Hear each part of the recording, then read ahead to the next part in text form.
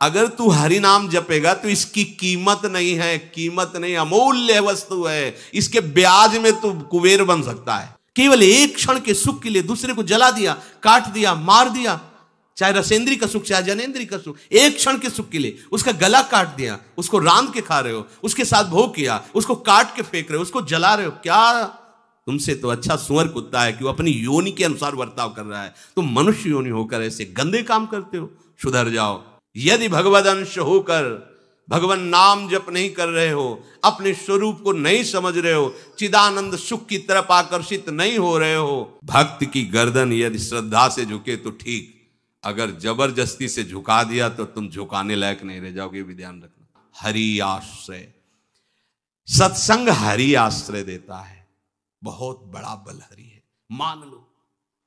एक दिन आपसे कह रहे थे कि जब आपने देखा नहीं उनको, उनसे बात नहीं हुई और आप उनके जनों से बात सुनकर उनकी तरफ चल पड़े, इस बात से हरि आपके ऋणी हो जाते हैं, भगवान इसी बात से ऋणी हो जाते हैं।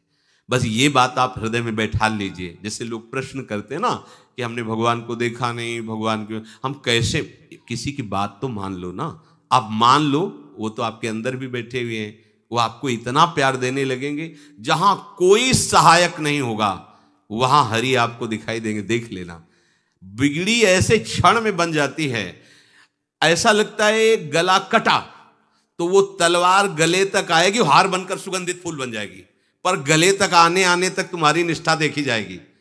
नहीं नहीं, बस मेरे हरि का यही विधान, वो आते आते हार बन जाएगी, वो तलवार तुम्हारा गला नहीं काट पाएगी, क्योंकि गले में हरि नाम चल रहा है। मान लो हमारी महालक्ष्मी चरण चापती रहती, क्या चाहिए तुम्हें, क्या चाहिए, आप सच्ची मानिए, क्या मतलब कितनी मलिनता छा गई है। हम इसको मार देंगे तो 2 लाख रुपए मिल जाएंगे, ये कर देंगे तो, अरे भैया अगर तू हरि नाम जपेगा तो इसकी कीमत नहीं है, कीमत नहीं, अमूल्य वस्तु है, इसके ब्याज में तू कुबेर बन सकता है। मूल तो कभी खत्म होता ही नहीं है, ब्याज में तू ब्रह्मा बन सकता है, बनना तो चाहे।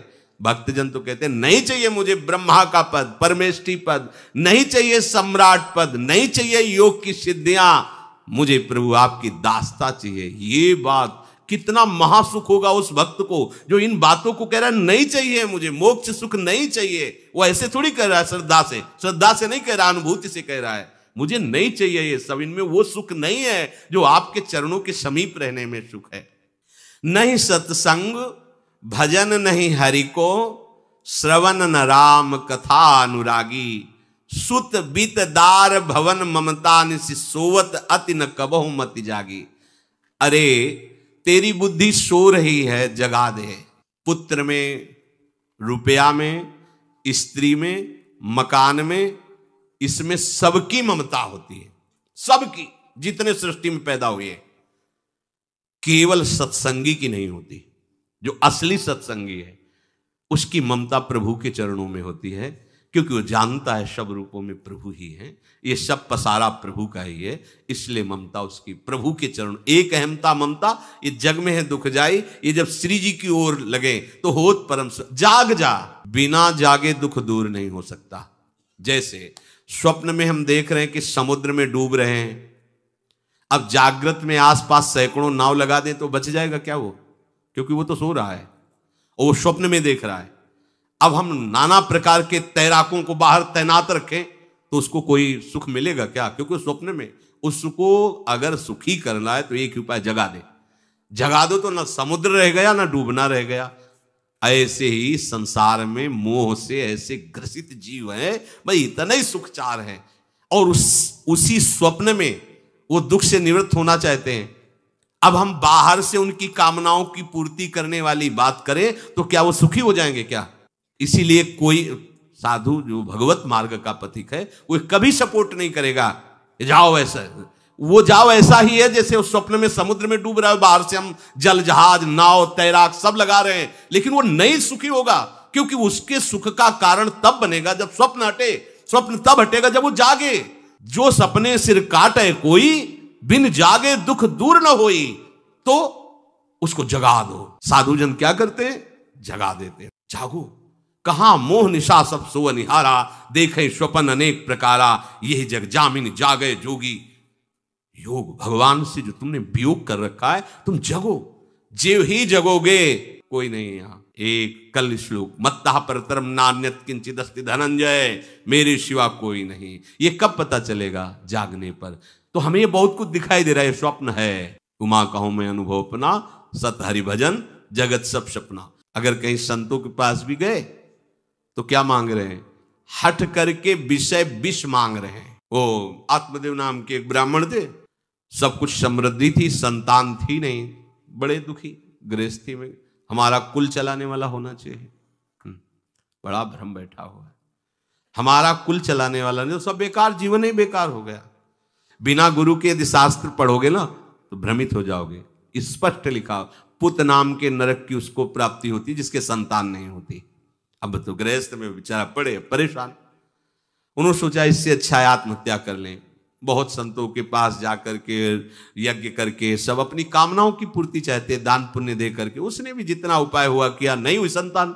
मरने के लिए जंगल में उधर से एक सन्यासी जी आ रहे थे, देखा साधु तो ब्राह्मण तो थे, उठे प्रणाम किया, देखा उनको उदास क्यों हो? उनका महाराज उदास ही नहीं, मैं तो आत्महत्या करने आया हूं यहाँ जंगल में। अरे ये तो महापाप है, आत्महत्या तो बड़ी दुर्गति का कारण है। बोले महाराज अगर आप बचाना चाहते हो तो आप कृपा करो। क्या क्या चाहते हो? बोले हमारे पास सब कुछ है, बेटा नहीं, बेटा नहीं दोगे तो हमारा जीवन बेकार। तो उन्होंने अंतर्दृष्टि से देखा और कहा 7 जन्म तक तेरे पुत्र नहीं भाग्य में तेरे लिखा है। तो उसने कहा फिर तो अभी मरते हैं, आत्महत्या करते हैं, 7 जन्म के बाद हम 7 दिन नहीं जिएंगे, हमें पुत्र चाहिए। संत का दयालु देखो, जिनके पास तपस्या और भजन का धन होता है, जब भगवान अधीन है तो कुछ भी कर सकते हो, कुछ भी कर सकते हैं। प्रारब्ध मिटाना कोई बड़ी बात नहीं। प्रारब्ध जानते, कोई देवता थोड़ी है, तुम्हारा पीछे का किया हुआ कर्म है। और इधर जोर का भजन है, भजन के प्रभाव से कर्म को नष्ट करने में देर थोड़ी लगती है। ये तो अच्छे शुभ कर्म करो तो तुम्हारा प्रारब्ध बदल जाएगा। भजन का प्रयोग प्रारब्ध बदलने के लिए थोड़ी है। पर वो ऐसा हट किए तो उनका देखो, हट करने से लाभ नहीं मिलता है। उनका हमें उपदेश नहीं, हमें पुत्र चाहिए। अगर आप भगवत प्रेरित होकर यहां आए हो तो आप हमें। तो उन्होंने तपस्या के बल से फल की रचना की और कहा जाओ अपनी पत्नी को ये फल पवा दो और इससे निश्चित पुत्र होगा। बहुत प्रसन्न, अब कामना पूर्ण थी तो देख लो, प्रभाव देखो कामना का। प्रसन्न हुए आए, धुंधुली नाम था उनकी पत्नी का, नाम भी बहुत बढ़िया था, धुंधुली। वो कहा कि देखो ये फल खा लो, तुम्हारे संतान हो जाएगी। बहुत मीठी बात बोलती थी, मृदुभाषी, कपट हृदय, अलग अलग क्षेत्र होता है, हृदय कपट और मुख में मीठी बात। बहुत संभल के व्यवहार करना चाहिए ऐसे लोगों से। मधुरिया बानी, मीठी, क्या मृदु भाषा। नहीं प्रीतम, आप चिंता मत करो, फल ऐसे थोड़ी खाया जाता है, नहा धो के पवित्र होके फिर। हाँ उनका ये बात, तो आप अपने काम में लगो, हम पा लेंगे ऐसा। अब आपको विश्वास है? बोले विश्वास तो है, इसमें क्या विश्वास, आप भी तो चाहती ना पुत्र हो। बोले हाँ।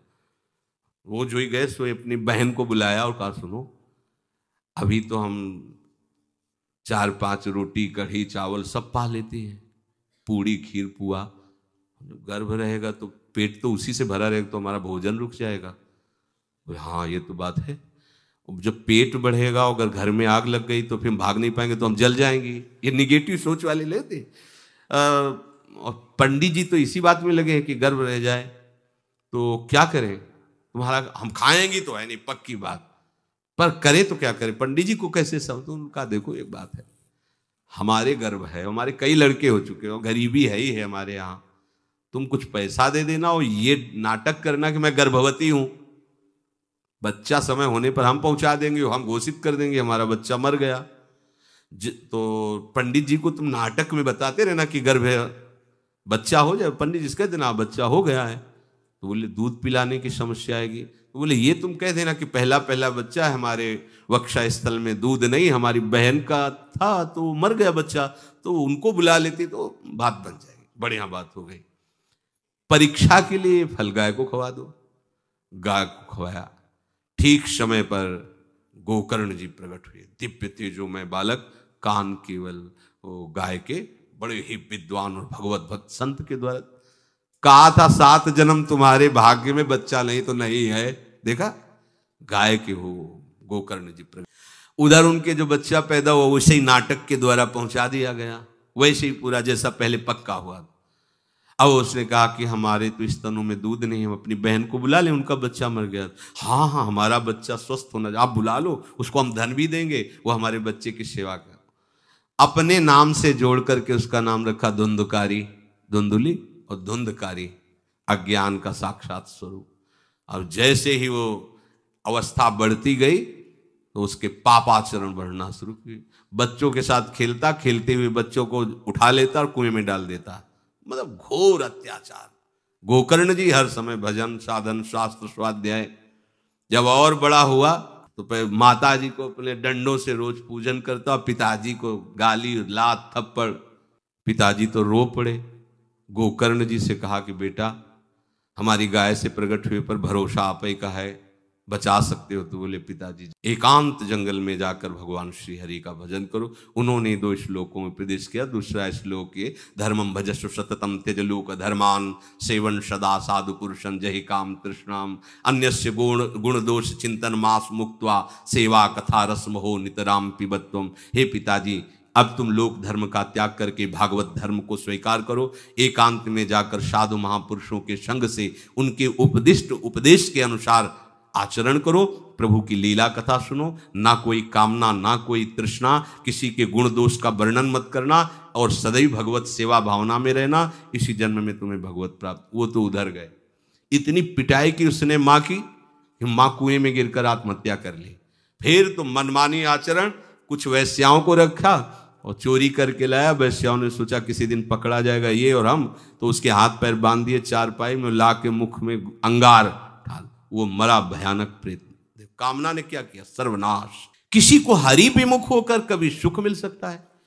आप संतों के पास जाइए, अपनी कामना रखिए। हम ये नहीं कहते कि कामना तुम त्याग पाओगे, कामना रखिए, भगवान के पास जाइए, अपनी कामना रखिए, क्योंकि आप कामना से युक्त हैं। पर छूट इतनी दे दीजिए कि जिसमें हमारा मंगल हो वो करना। जैसे नारद जी भगवान से अपनी कामना रखते हैं कि हमारा ब्याह करवा दीजिए, और बाद में एक छूट दे देते हैं कि जेहि विधि होए नाथ हित मोरा।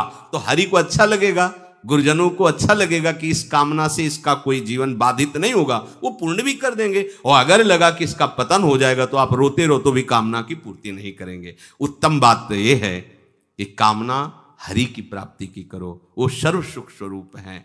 किसी का अन्य आश्रय अन्य बल ना लेते हुए अपने श्यामा श्याम के चरणों का आश्रय लेकर निरंतर भजन करो तो ये अनुभव हो जाएगा कि सुख किसे कहते हैं। अभी तुम्हें परिचय ही नहीं मिला, सुख किसे कहते हैं। सुख सच्चिदानंद है, सुख एक रस है, सुख अविनाशी है। वो सुख सदैव बढ़ता रहता है, घटता कभी नहीं। एक रस होते हुए भी प्रतिक्षण वर्धमानम है, कभी कभी अंत नहीं होता इस सुख का। ऐसे अनंत सुख के लिए हमें मनुष्य जन्म मिला है। प्यारे, इसे मत खोइए। हर समय राधा राधा राधा राधा राधा, और किसी को दुख मत दीजिए। कोई गंदा नशा मत कीजिए, कोई गंदे आचरण मत कीजिए, गंदा भोजन मत कीजिए जिससे अन्य जीवों को कष्ट हो। ऐसा कोई भोजन स्वीकार मत करो। इसी जन्म में आप देख लेना, इसी जन्म में आपको वो वस्तु मिल जाएगी, निहाल हो जाओ। हम किसी पक्षपात की बात नहीं करते। अगर इस छाती को बचपन से अभी तक ऐसा, तो हम कह देते कि भाई आगे कुछ भी हो, कोई भी हमारी गलती हो, हम ये मान सकते हैं। पर हमें ये पता चला कि बचपन से आज तक जलता ही रहा, कभी शांति नहीं मिली, भागता ही रहा पर कभी विश्राम नहीं मिला। और हम ये आपको कह रहे हैं कि जैसा प्यार प्रभु वैसा अन्यत्र कहीं कभी कहीं नहीं मिला। और प्रभु के प्यार का मूर्तिमान स्वरूप हमारी प्यारी जू, निहाल कर दिया प्रभु ने प्यारी जू के चरणों का आश्रय और उनका परिचय देकर। पूछो बस, यहाँ वाणी मौन हो जाती है। प्यारी जू तो प्यारी जू, और हम ही नहीं, आप सब महाभाग्यशाली है। वृंदावन आए, राधा किशोरी जू के घर में आए और उनकी चर्चा सुन रहे, उनके सिद्धांत सुन रहे।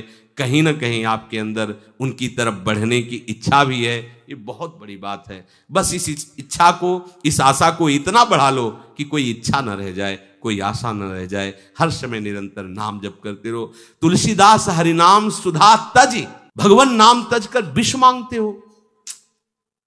सुकर श्वान श्रृगाल सरिस जन जनमत जगत जननी दुख लागी। ए काहे को ऐसी गालियां सुनोगे, ये गालियां है।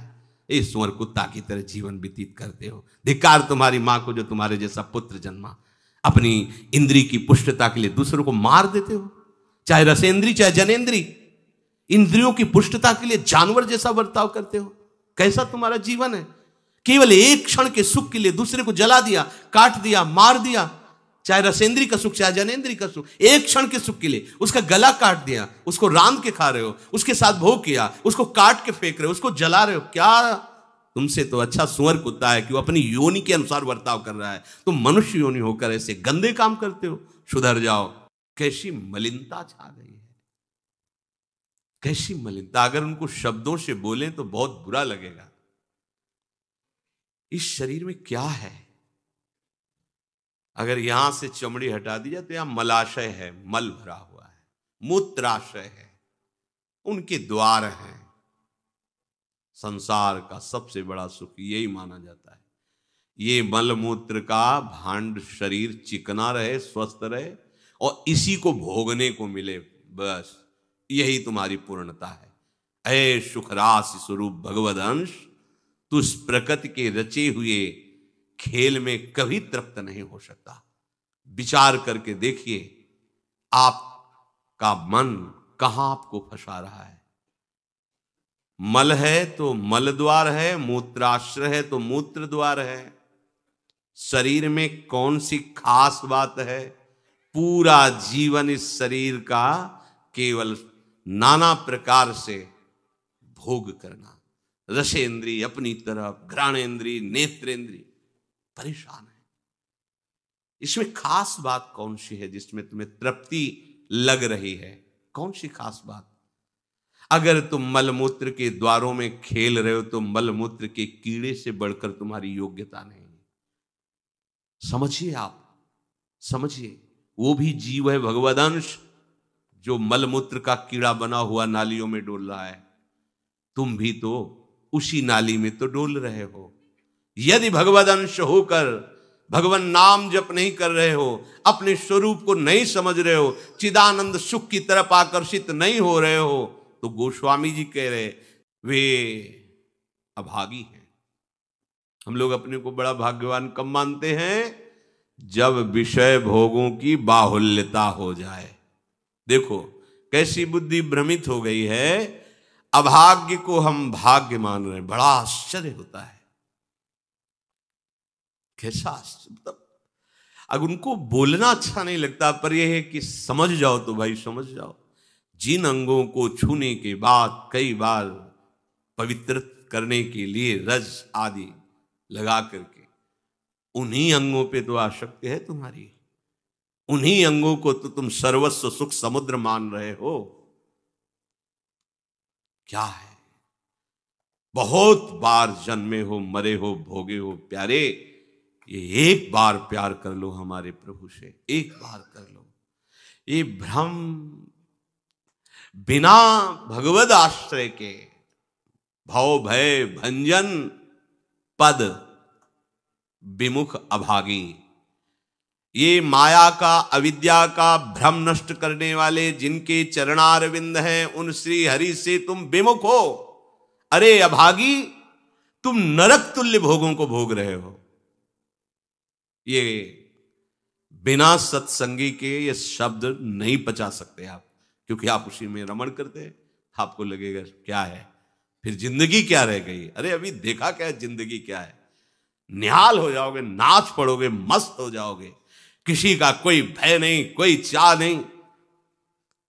सौंदर्य समुद्र, प्रेम समुद्र, ज्ञान समुद्र जब प्रीतम गले लगाएंगे निहाल हो जाओगे। पर चाह तो है मलमूत्र के शरीर को गले लगाने की। चाह है इसी को, ये स्वस्थ रहे, खूब विषयों को भोगूं। कैसी दुर्बुद्धि छा गई है और बढ़ती चली जा रही है दुर्बुद्धि। ये ऐसी तृष्णा बढ़ती चली जा रही है, पूछो मत। सावधान हो जाओ प्यारे, बहुत कम समय है। तुम्हारा शरीर छीन लिया जाएगा, जबरदस्ती छीन लिया जाएगा। ना चाहते हुए तुम्हारे शरीर का नाश हो जाएगा। मान लीजिए एक चंद समय है, कुछ समय है, जिसे तुम 80 साल 100 साल समय ऐसे गए। ब्रह्मा जी के लोक में एक कमल की पंखुड़ी ऐसे छेदी जाए तो मृत्यु लोक का 1 वर्ष हो जाता है। कितना तुम्हारे पास समय? हमारी रात सोने में चली जाती है, दिन नाना प्रकार के भोगों के संग्रह के लिए, कमाई के लिए, भोगों के भोगने के चिंतन में चलिए। हमारा सच्चा जो मार्ग है, जो सत्य मार्ग है, जहां सुख मिलना है, हमारे पास समय नहीं उसके लिए। किसी से बात, हमारे पास समय नहीं है। वाह, समय का बढ़िया सदुपयोग कर रहे हो, परिणाम तुम्हें समझ में आएगा। गोस्वामी जी कह रहे हैं कि निश्वासर रुचि पाप असुचि मन, ये मन अपवित्र हो चुका है भोगों का चिंतन करने से, रात दिन पाप हो रहे हैं, समझ में नहीं आता कि हम पाप कर रहे हैं।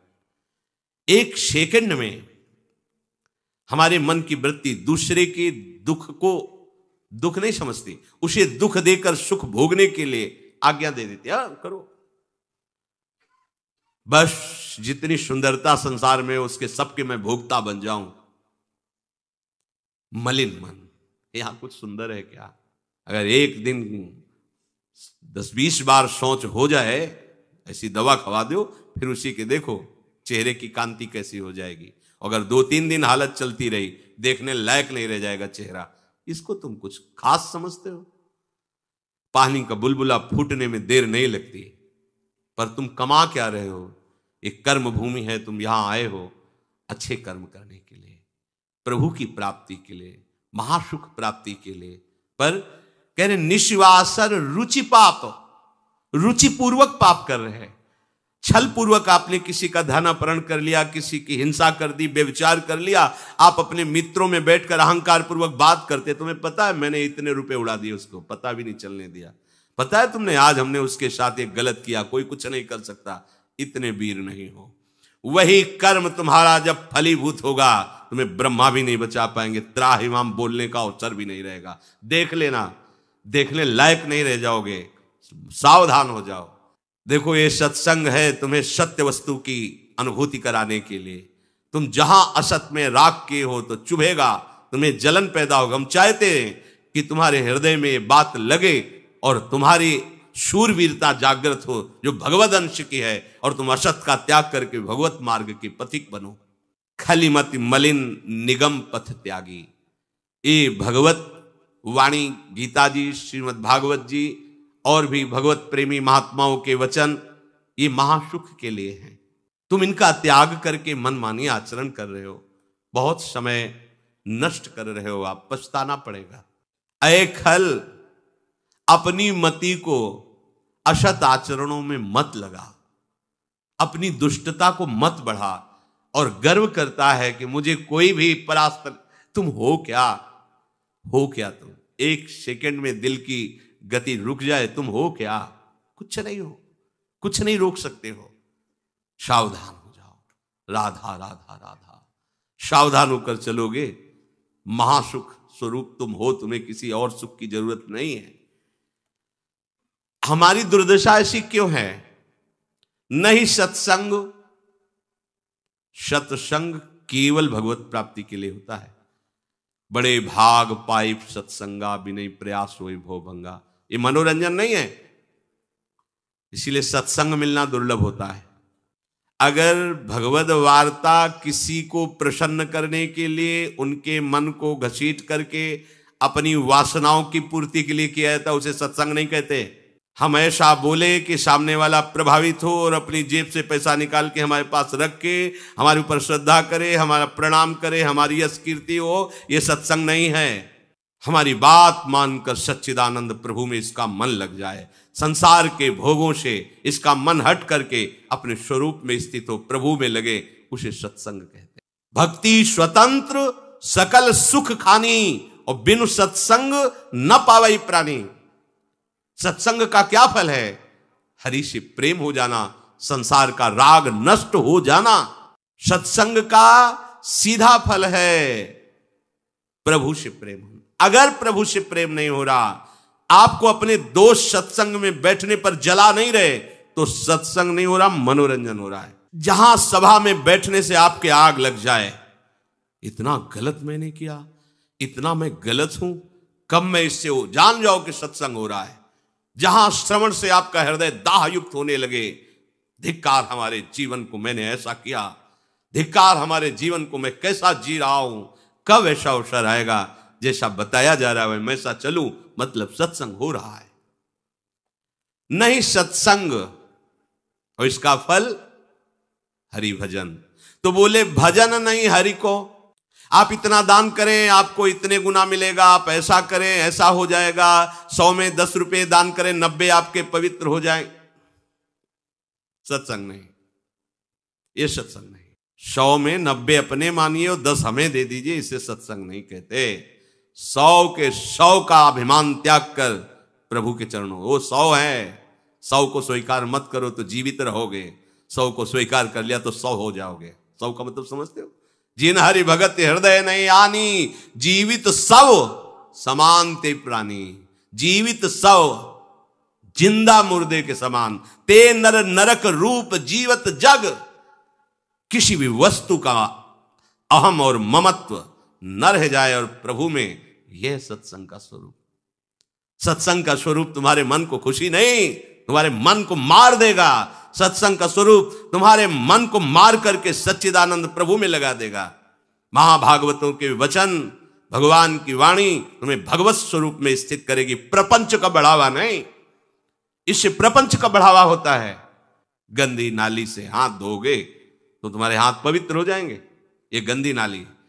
अधर्म का आचरण करके तुम सोचो उसमें दान कर दे, कभी पवित्र नहीं होने वाले। भ्रम मत करना, दान शब्द वहां लगता है जो धर्म पूर्वक कमाया हुआ है। 4 रोटी कमाई, 1 रोटी किसी भूखों को दे दो, ये मंगल होगा। पापाचरण करके, हिंसा करके, व्यभिचार करके, छल कपट करके कमाओ और उसके बाद सोचो दान लगेगा ही नहीं। और जो स्वीकार करता है अधर्म का सहायक होता है, वो दोनों को दंड मिलेगा, दोनों को दंड मिलेगा। बहुत सावधान। सत्संग हमारे नाना प्रकार की वासनाओं का नाश करता है, वासनाओं को बढ़ावा नहीं देता। आप ऐसा करो, गृहस्थ हो, दान धर्म से युक्त हो जाओ। हां देखो ना, हरिपाल जी ने चोरी करके भगवान को रिझा लिया, बेमतलब का शब्द। हरिपाल जी ने सर्वस्व समर्पित करके प्राणपण प्रभु की सेवा, साधु सेवा का भाव लेकर के फिर वहां खड़े होते थे कि इसका भी मंगल हो जाएगा जो भगवत भी। अगर रामकृष्ण बोल दिया तो बोले नहीं, अपने सुख के लिए नहीं, अपने सर्वस्व का न्यौछावर करके कोई ऐसा दिखाई दिया जो रामकृष्ण हरि से विमुख है, उसका अर्थ लेकर संत सेवा में लगा दिया। पहले अपना सर्वस्व नाश करो, समर्पित करो, फिर देखो तुम्हारे अंदर स्थिति क्या आती है, फिर उसके अनुसार चलो। देखे, बेईमानी को दान नहीं कहते, बेईमानी को धर्म नहीं कहते, ये भ्रम मत करना। कभी ऐसा दान भी मत करना, नहीं तो दुर्गति से बच नहीं सकते कि हमने अमुक रुपए कमाए पापाचरण से, चलो संतों का भंडारा कर देते। सैकड़ों संतों की बुद्धि भजन से बिलक करने का जो पाप होगा तुम भोग नहीं पाओगे। मत देना कभी संतों को, जो तुम्हारा पाप का कमाया हुआ धन हो, कभी मत देना संतों को। उन्होंने जीवन अर्पित किया प्रभु के लिए। अगर तुम्हें पवित्र होना है तो प्रणाम करो, उनकी बात मानो, इसी से तुम्हारा मंगल हो जाएगा। और धर्म से यदि कमाया है, 4 रोटी है 1 दे दो, मंगल हो जाएगा। बात इस तरह से। सत्संग का फल सीधा भगवत स्वरूप में स्थित होना, प्रपंच का बढ़ावा देना नहीं।